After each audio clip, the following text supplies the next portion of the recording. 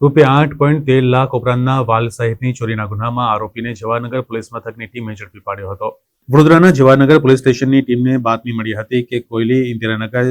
4માં રહેતો સતીશ ઉર્ફે સત્યો નાનો L&T કંપનીમાંથી ચોરી કરેલ મુદ્દામાલ પોતાના ઘરની પાછળ આવેલ ગેલેરીમાં સંતાડેલ છે અને એક નંગ વાલ્વ એક પ્લાસ્ટિકની થેલીમાં લઈને વેચવા માટે વાહનની રાહ જોઈ હાલમાં રિલાયન્સ ગેટની સામે ઉભો છે, જેને શરીરે કાળા કલરના શર્ટ અને કાળા કલરનો પેન્ટ પહેરેલ છે. જે બાતમીના આધારે વર્ણનવાળો ઈસમ હાજર મળી આવતા તેને કોર્ડન કરી તેની પાસે રહેલી પ્લાસ્ટિકની થેલીમાં તપાસ કરતા વાલ મળી આવ્યો હતો, જેની પૂછપરછ કરતા ઈસમે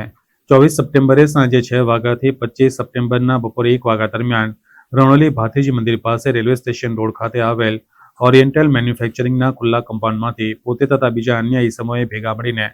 અલગ અલગ સાઇઝના વાલ કુલ નંગ 24 જેની કિંમત 8,13,560ની ગણી શકાય, જેની ચોરી કરવાની કબૂલાત કરી હતી. આમ પોલીસે પકડાયેલ આરોપી સતીશ ઉર્ફે સત્યો કનુભાઈ ચૌહાણની ધરપકડ કરી હતી, જ્યારે અન્ય એકને વોન્ટેડ જારી કર્યો છે.